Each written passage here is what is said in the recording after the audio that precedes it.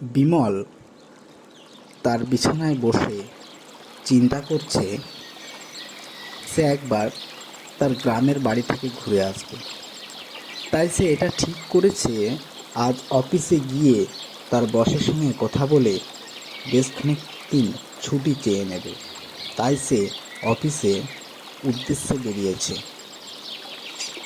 এবং পথে হাঁটতে হাঁটতে সে এটাও চিন্তা করছে যে খুব তাড়াতাড়ি আমাকে সেখান থেকে ফিরে আসতে হবে।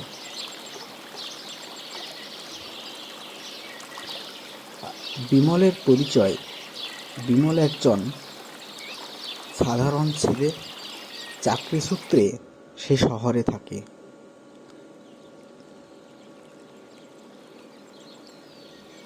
তার জন্য সে খুব দ্রুত পা চালিয়ে অফিসের উদ্দেশ্যে যাচ্ছে।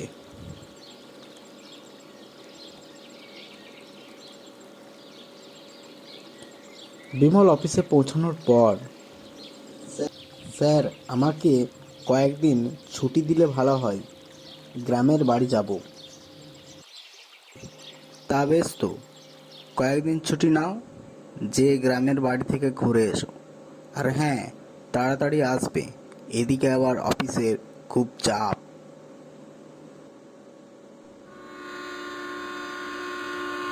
ট্রেনে চেপে সে চিন্তা করছে সেই ছোটবেলায় কখন গ্রাম থেকে বেরিয়েছি, তারপর আর গ্রামে ফেরা হয় না।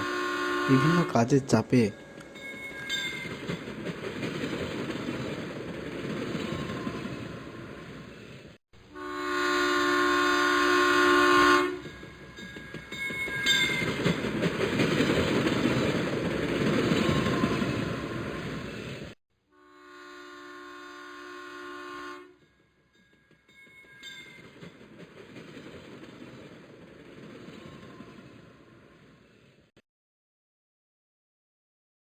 সে স্টেশনে নেমে দেখলো চারিদিকটা পুরো শুনশান, কেউ কোথাও নেই।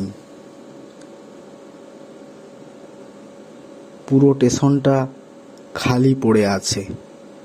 যাই হোক, সে স্টেশন থেকে নেমে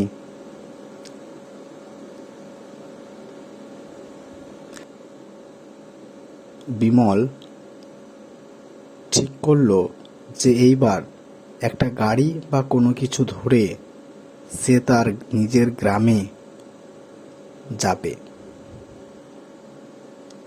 এবং একটা ছোট্ট চায়ের দোকান সে দেখতে পেল।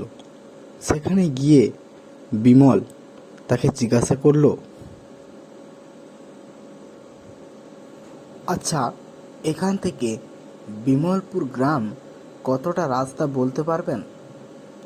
আমাকে আজ রাতের মধ্যেই সেখানে পৌঁছাতে হবে।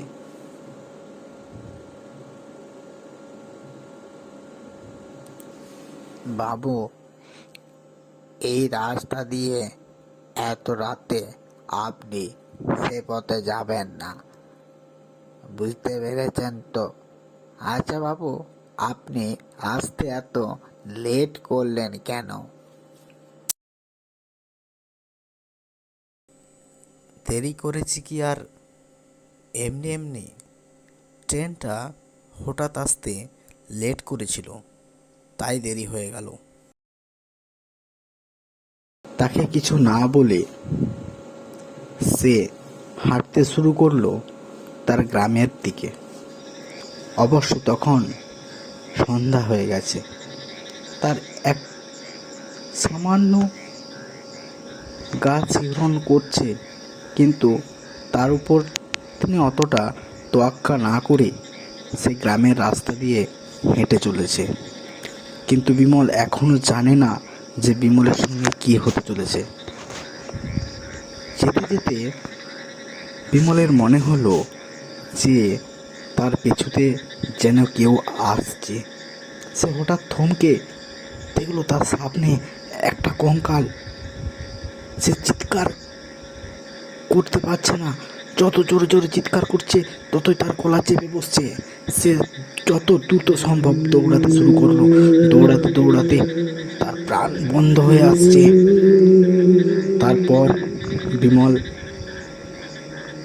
একটা ছোট্ট কুটিরে যে উপস্থিত হলো এবং ওই কুটিরের লোকটা বলল, ওই গ্রামে ওই রাস্তাটা থেকে রাত্রেবেলায় কেউ যাতায়াত করে না। আপনি বাবু একা একা ওই রাস্তাটা দিকে যেতে গেলেন কেন? আপনি তো এই রাতটা এই গ্রামেই থাকতে পারতেন। তখন বিমল বুঝতে পারল যে বিমলের মারাত্মক ভুল হয়েছে। গল্পটি যদি ভালো লেগে থাকে সাবস্ক্রাইব করুন।